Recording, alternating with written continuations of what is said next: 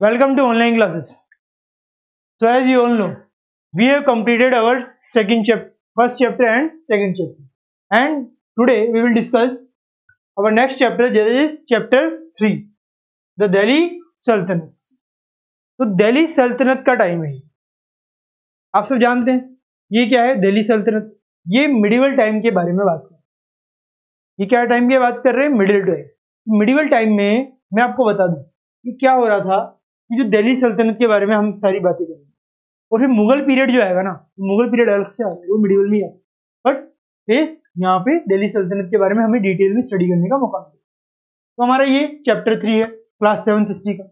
चलिए one by one हम discuss करेंगे किस तरीके से तुगलक डायनेस्टी है, किस तरीके से जो है तुगलक के बाद ये अलाउद्दीन खिलजी डायनेस्टी आई, ऐबक कुतुबुद्दीन ऐबक वाली डायनेस्टी आई, कई तरीके की डायनेस्टीज आएगी। इन सबके बारे में हम बात करेंगे धीरे धीरे।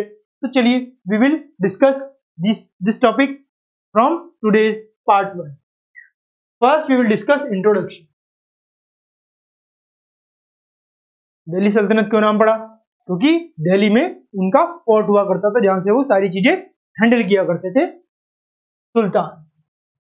अब इंट्रोडक्शन में हम देखते हैं, after the defeat in the battle of terrain. Battle of terrain आप सबको पता है, पृथ्वीराज चौहान और मोहम्मद गौरी का युद्ध। Prithviraj successor Govind was allowed to rule in Delhi. तो पृथ्वीराज का जो सक्सेसर था, कौन सक्सेसर था? गोविंद। उसे बोला गया कि चलो ठीक है आप दिल्ली पे रूल करो। And Ajmer for some time by Mohammad of Ghori. Delhi और अजमेर को रूल करने के लिए उसे बोल दिया गया था गोविंद को। किसने बोला था? मोहम्मद और गौर या फिर मोहम्मद गौरी ने। मोहम्मद और गौर, मोहम्मद गौरी, ये सब पृथ्वीराज के बारे में ये सब मैं आपने अपनी प्रीवियस क्लास में पढ़ा है, नहीं मान के चलो आपने पढ़ रखा होगा, वरना अगर नहीं पढ़ा हो तो मैं आपको बता देता हूँ। मोहम्मद गौरी ने अपने दूसरी बार जब युद्ध किया तो पृथ्वीराज को हरा दिया और दिल्ली और अजमेर जहां पे ये राज किया करते थे उसे छीन लिया। अब चलिए आगे देखते हैं। However, there were rebellions against Govind for accepting Turkish authority। मैंने आपको बताया था मोहम्मद ऑफ गौर टर्की होता है, और ये आपने प्रीवियस क्लास में पढ़ा होगा। मोहम्मद ऑफ गौर क्या होता है? गौरी टर्की था, टर्किश इन्वेजन था, ईरानियन के बाद टर्की वाले ही आए थे। अब Mohammad of Ghor trusted slave, Mohammad of Ghori जो है ना, मोहम्मद गौरी, उसका एक बहुत ही विश्वसनीय जो गुलाम था, स्लेव था, वो कौन था? That one is Qutbuddin Aibak. Qutbuddin Aibak जो है वो स्लेव था, किसका? मोहम्मद गौरी का। Was the then sent to occupy Delhi in 1192। तो 1192 में क्या हुआ भाई? मोहम्मद गौरी ने सोचा कि उसका जो विश्वसनीय कुतुबुद्दीन ऐबक है उसे भेजता हूं मैं दिल्ली में अपना शासन करवाने के लिए, या दिल्ली को ऑक्यूपाई करवाने के लिए, so that we can rule Delhi.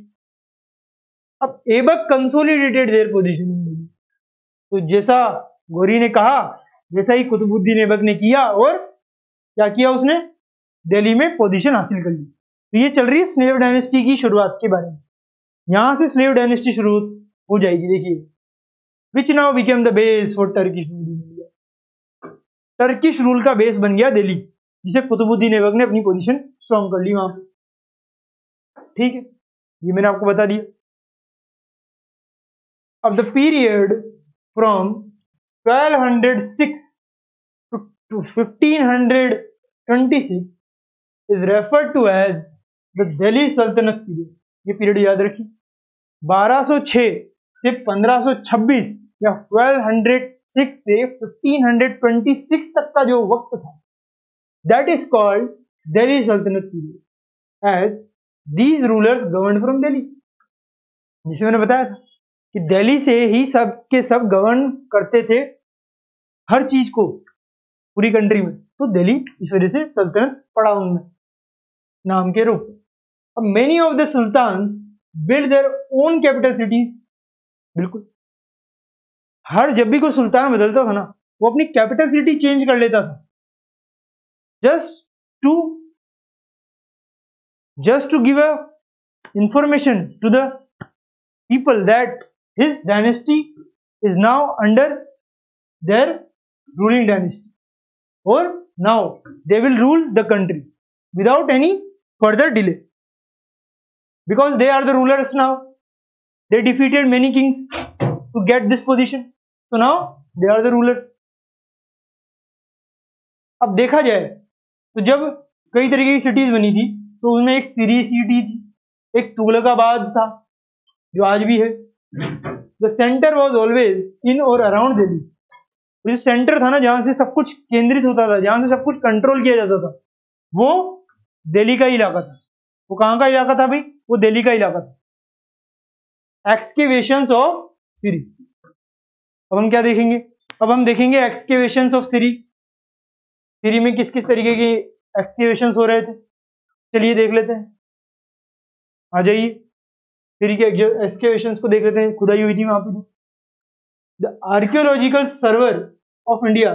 Server की वजह यहाँ पे सर्वे होगा, थोड़ा मिसप्रिंट हो गया शायद. तो the archaeological survey of India जो है began excavating behind the Siri Fort auditorium to dig about Siri period in January 2003. तो आपको ये अलाउद्दीन खिलजी ने फाउंड किया था, ये पता होना चाहिए. कब?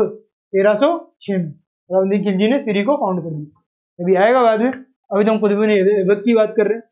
ठीक है, ये सारी चीजें आपको एक लाइन में पढ़ लेनी चाहिए. अभी इसे दोबारा हम जब बात करेंगे खिलजी के बारे में, तब इसके बारे में दोबारा से बात की जाएगी.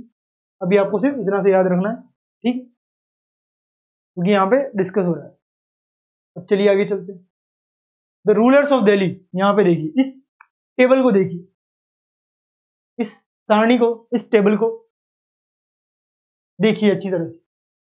यहाँ पे देखिए राजपूत डायनेस्टीज के बारे में बताया. राजपूत डायनेस्टीज जो दिल्ली पे थी वो कौन कौन सी थी?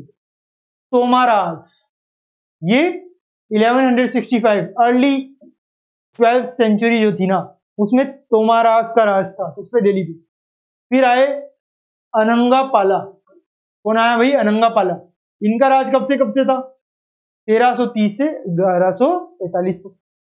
फिर आए पाला के बाद, पाला के बाद चौहान, जिनका राज इतना था. फिर पृथ्वीराज चौहान का राज आया जो 1775 से ये था, ये इसी में इंक्लूडेड. ठीक, ये जो है इसी में इंक्लूडेड. अब अर्ली टर्किश रूलर्स के बारे में यहाँ पे तो चौहान थे, चौहान में ये भी था. तोमाराज थे, उसमें अनंगा पाला था. अब अर्ली टर्किश रूलर्स के बारे में देखेंगे तो तोमाराज जो है ना, और कोई नहीं, तोमाराज में ही ये अनंगा पाला है. चौहान में पृथ्वीराज. अर्ली टर्किश रूलर्स में देखेंगे कौन है, तो ये 1206 से 1290 का दौर था. तो अर्ली टर्किश रूलर्स आया करते थे. सबसे पहले ऐबक स्लेव डायनेस्टी, ऐबक की आई. फिर शामसुद्दीन इल्तुतमिश आया. फिर रजिया आई.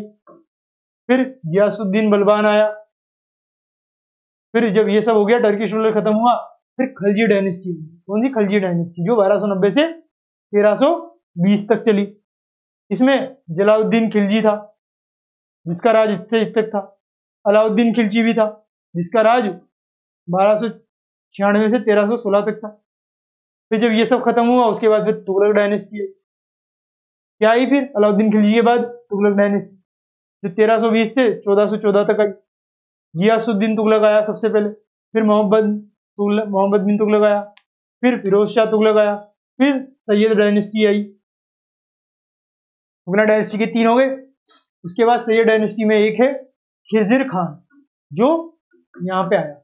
फिर उसके बाद लोडी डायनेस्टी है, जो बहलुल लोडी आया यहाँ पे. उसके बाद हल्दीघाटी का युद्ध हुआ होगा, वो आपको पता ही, बाबर से करवाया गया. ठीक है, सॉरी, पानीपत का युद्ध हुआ था. इसके बाद हल्दीघाटी नहीं हुआ, हल्दीघाटी तो मैं कहीं और पहुंच गया.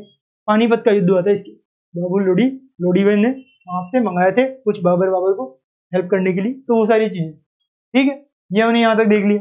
ये सारी की सारी आपको टाइमलाइन याद होनी चाहिए. चलिए शुरू करते हैं. Finding out about the Delhi सल्तनत. कि भाई दिल्ली सल्तनत के बारे में इंफॉर्मेशन कहाँ से मिली? कौन था हमें दिल्ली सल्तनत के बारे में इंफॉर्मेशन देने वाला? कहाँ से मिल सकती है हमें? तो सोर्स क्या था इंफॉर्मेशन? जब भी इंफॉर्मेशन मिलेगी किसी हिस्ट्री के बारे में, तो उसका सोर्स तो पता होना चाहिए ना. If we know the source, we can say this fact is true, otherwise we can not say. It is an assumption. assumptions may true or may not be true. To know about the सल्तनत period, अगर सल्तनत की period को अच्छी तरह जानना है, archaeological sources को ध्यान देना पड़ेगा। जैसे कॉइन्स को देखना होगा, इंस्क्रिप्शंस को देखना होगा, मोन्यूमेंट्स को देखना होगा, लिटरली मटेरियल्स को देखना होगा। जैसे राइटिंग्स ऑफ फॉरेन ट्रेवलर्स, कई तरीके के फॉरेन ट्रेवलर्स थे, उन सबको देखना पड़ेगा। कोर्ट हिस्टोरियंस को देखना पड़ेगा, वे कोर्ट हिस्टोरियंस ने क्या कहा, उन्होंने क्या क्या लिखा, वो सब। तो सारे सोर्स है जो बताते हैं हमें इस दिल्ली सल्तनत के लिए। The court historians wrote in Persian. Court historian किसमें लिखते थे? पर्शियन लैंग्वेज में। The official language of the सल्तनत पीरियड, जो क्या थी? पर्शियन। पर्शियन लैंग्वेज सल्तनत पीरियड की ऑफिशियल लैंग्वेज होगी। ये आपको सबसे पहला पॉइंट है जो याद होना चाहिए, ये आपके लिए बहुत ज्यादा इंपॉर्टेंट पॉइंट है। पर्शियन लैंग्वेज ऑफिशियल लैंग्वेज थी दिल्ली सल्तनत। अब the histories they wrote were called tarikhs. जो हिस्ट्री उन्होंने लिखी ना, ये कोर्ट हिस्टोरियंस ने, उनको क्या बोला था जाता था? तारीख्स बोला जाता था। They wrote were called tarikhs. They wrote these accounts in a manner which portrayed their patrons in a flattering light. तो जो पैट्रॉन्स हैं, इनके सेवक वगैरह, इन सबको अच्छी तरह से बताया गया है इस तरीके की हिस्टोरियंस के द्वारा तारीखों में। ठीक है, चलिए मान लिया ये है। हिस्ट्री के बारे में मैंने आपको यहाँ पे बता ही दिया है, अलाउद्दीन खिलजी वाला। बाकी पार्ट आप चाहें तो पढ़ सकते हैं। सूरी को फिर बाद में डिस्ट्रॉय कर दिया था अलाउद्दीन खिलजी के बाद। तो ये तो हमने देख लिया यहाँ तक। कोर्ट हिस्टोरियंस ने क्या कहा वो भी देख लिया। चलिए आगे चलते हैं। दस the historians they wrote may not be very accurate. अब हिस्टोरियंस एकदम एक्यूरेट थोड़ी होंगे, उनमें भी कुछ ना कुछ तो लूपहोल्स छोड़ेंगे। जो भी वर्क करोगे आप, कुछ ना कुछ तो ऐसा होगा जो आपको लगेगा कि आपने छूट गया है। तो but you should be confident for your work. Some of the important histories written during this period are Tabaqat e Nasiri by Minhaj e Siraj. Minhaj e Siraj ने एक हिस्ट्री में एक काव्य लिखा, क्या? तबाकत ए नसीरी। और तारीख है फिरोज शाही। तारीख है फिरोज शाही जो जियाउद्दीन बरानी जो है ना, उसने लिखी भाई। तारीख ए फिरोज शाही वो किसने लिखी? जियाउद्दीन बरानी ने। इसामीज फुतूह उस सलातिन। तो इसामी का लिखा हुआ फुतूह उस सलातिन। ये जो है 3 सोर्स है, मैंने आपको बताया। ये तीनों के तीनों आपको याद करने पड़ेंगे। एक तो तबाकत ए नसीरी, मिनहाज ए सिराज ने लिखा। एक है तारीख है फिरोज शाही जो जियाउद्दीन बरानी ने लिखा। और एक है इस्माइल का लिखा हुआ फतूह उसूल सलातिन। याद रह जाएंगे सबको। चलिए आगे चलते हैं। इब्न बतूता रिहाला, इब्न बतूता जो है रिहाला है, वो हमें देता है information about the Tughlaq period. तो इब्न बतूता का जो रिहाला है ना, रिहाला नाम का जो हिस्ट्री का ग्रंथ है, वो हमें क्या बताता है? तुगलक पीरियड के बारे में। इसके बारे में, तुगलक पीरियड के बारे में हमें सारी जानकारी प्रोवाइड करता है रिहाला, इब्न बतूता का लिखा हुआ या रिटन बाय इब्न बतूता। ठीक, अब यहाँ पे कुछ आपको सर्कल ऑफ जस्टिस दिया हुआ है। Fakhr e Mudabbir wrote in the 13th century के बारे में कुछ लिख रहा है। फकर ए मुदाविर क्या है भाई? A king can not survive without soldiers. जिसमें लिखता है court of circle of justice के बारे में। किंग जो है सोल्जर्स के बिना बिल्कुल जीवित नहीं रह सकते। And soldiers can not live without salary. Salary नहीं दोगे तो सोल्जर कहां से रहेंगे? Salaries come from the revenue collected from peasant. किसानों से आप सैलरी लोगे तब जाके तो ये सोल्जर्स को दोगे। But peasants can pay revenue only when they are prosperous. जब वो खुशहाल होंगे तब जाके तो रेवेन्यू दे पाएंगे और हैप्पी रहेंगे तभी दे पाएंगे। This happens when the king promotes justice and honest government. और ये सब कब होगा? जब प्रिंस जो होगा, किंग जो होगा, ऑनेस्ट जस्टिस देगा, गवर्नमेंट में ईमानदारी बरतेगा, सारी ट्रांसपेरेंसी रखेगा, गवर्नेंस अच्छी चलाएगा। ये सब हम आज के समय भी देख रहे हैं। ये फकीर मुदाबिर में लिखा गया। इसे आप अच्छी तरह से एक बार देख लीजिए। फिर हमारा जो मेन स्टार्ट होने वाला है वो हम देखेंगे। अब ये तो हमने इंट्रोडक्शन में देख लिया, सोर्सेज देख लिया हमने। अब सोर्सेज के बाद जो हम देखेंगे वो क्या है, वो है डायनेस्टीज के बारे में। जैसे मैंने आपको बताया डायनेस्टीज के बारे में, पहली डायनेस्टी कौन सी है? पहली डायनेस्टी है स्लेव और मुल्मुक डायनेस्टी। तो चलिए देखते हैं स्लेव और मुल्मुक डायनेस्टी किस तरीके की डायनेस्टी है। आ जाइए, स्लेव और मुल्मुक डायनेस्टी हम एक बार देख लेते हैं। द स्लेव और ममलुक डायनेस्टी, जैसा कि मैंने बताया था 1206 से 1290 के बीच में ये डायनेस्टी राज किया करती है। चलिए आ जाइए, इस डायनेस्टी के बारे में बात कर ली जाए। कौन कौन राजा था इसमें वो देखेंगे। The first dynasty of the Delhi सल्तनत was called the slave or the Mamluk dynasty. The word Mamluk means warrior slave. Mamluk का मतलब ही होता है warrior slave, इस वजह से slave dynasty. और the important rulers of this dynasty had been slaves. वो क्या थे? गुलाम थे, बट फिर राजा बन गए। Before they became sultans, वो क्या होते थे भाई? वो गुलाम हुआ करते थे। The founder of this dynasty was Qutubuddin Aibak.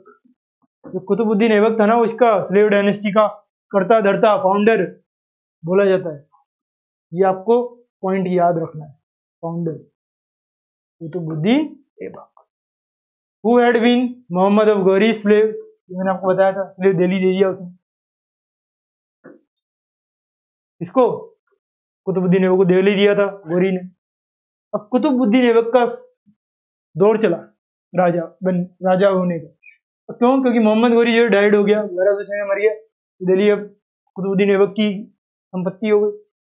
Without specifying who would succeed him, नहीं बताया किसको सक्सीड करना चाहिए इसको, मोहम्मद गौरी को। This led to clashes between his 3 leading slaves. 3 slave थे उसके, उन सब में जो है क्लैश होने लगी, भाई मैं राजा बनूंगा, मैं राजा बनूंगा। Qutubuddin Aibak who gain control over most of the Ghurid territories, Qutubuddin Aibak ने कब्जा करा था। Began his rule independently from Delhi. Delhi से वो अच्छी तरह क्या कर रहा था? रूल कर रहा था। कौन? कुतुबुद्दीन ऐबक। अब the construction of the Qutub Minar and the Quwwat ul Islam most started during Aibak reason.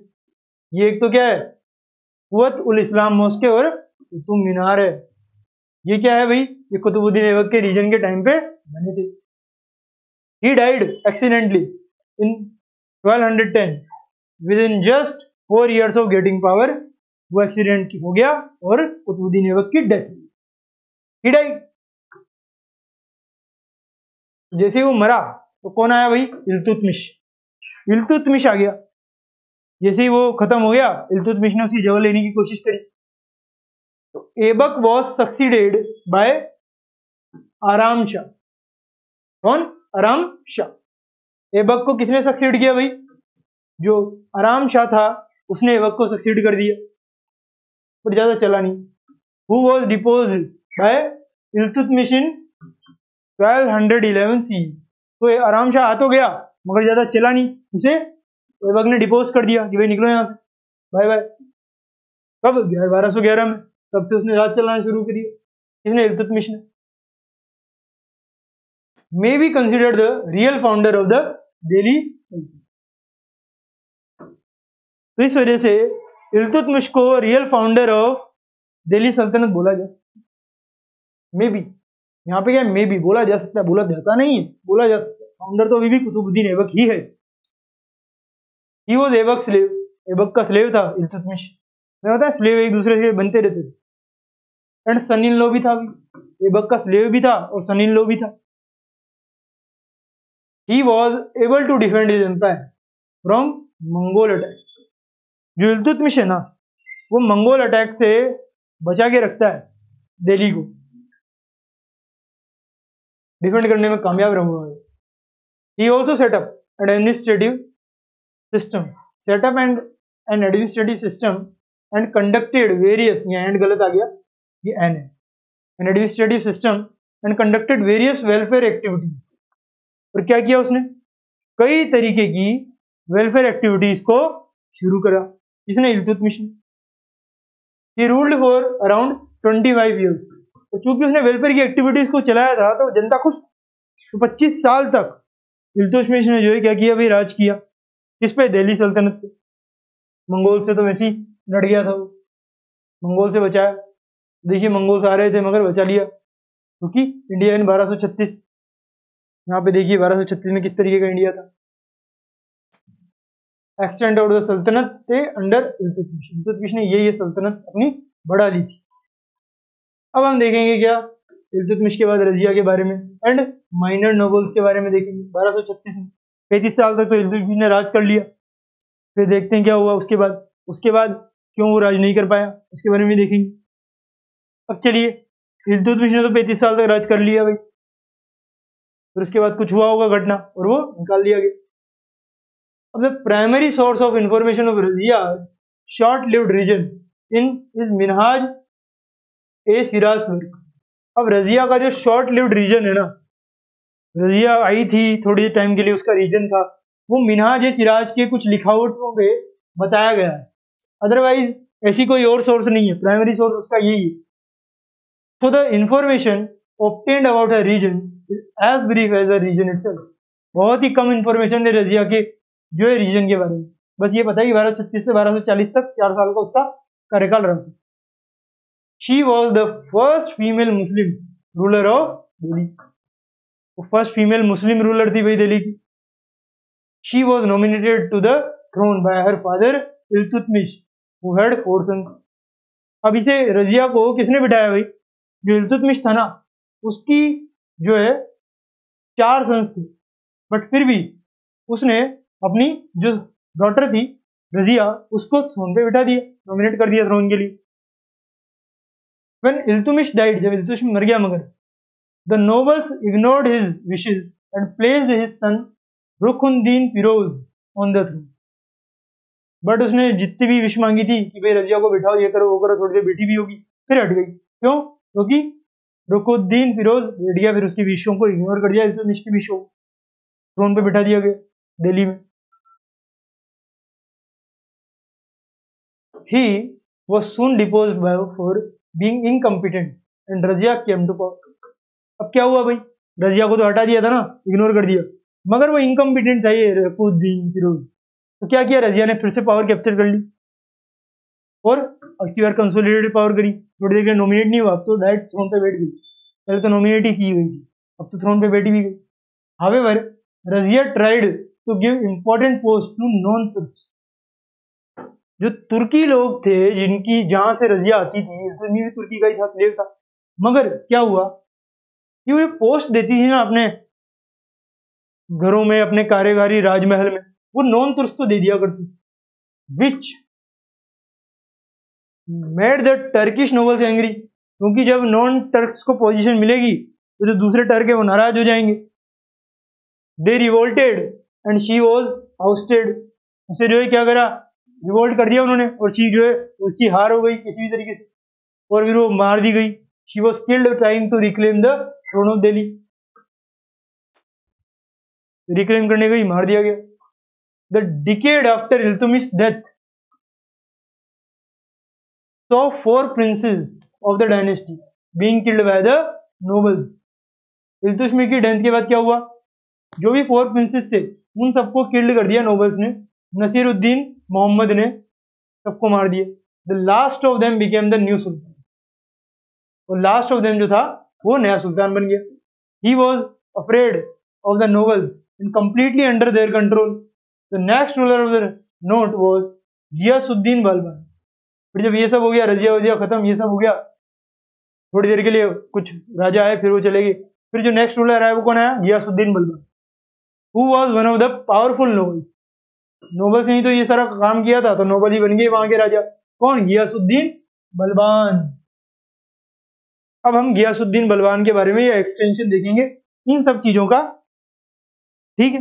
वो क्या है, अब यहाँ पे देखिए रजिया और इल्तुतमिश के बारे में ये सब दिया हुआ है। What Minhaj e Siraj thought about Raziya. ये चाहे तो हम पढ़ सकते हैं। Minhaj thought that queens rule went against ideal social order created by God in which women were supposed to be subordinate to men. इन सबसे भी नाराज थे सारे नोबल। तो सारी की सारी चीजें आपको दी गई, फिर रजिया के बारे में बताया गया, किसने, मिनाज सिराज ने, वो सब हम देख लेंगे, आप सबको पढ़ के आना है, होमवर्क है आपका। और ये from garrison town to empire the expansion of Delhi Sultanat हम पढ़ेंगे हमारे नेक्स्ट पार्ट में। तब तक के लिए thank you very much, have a nice day.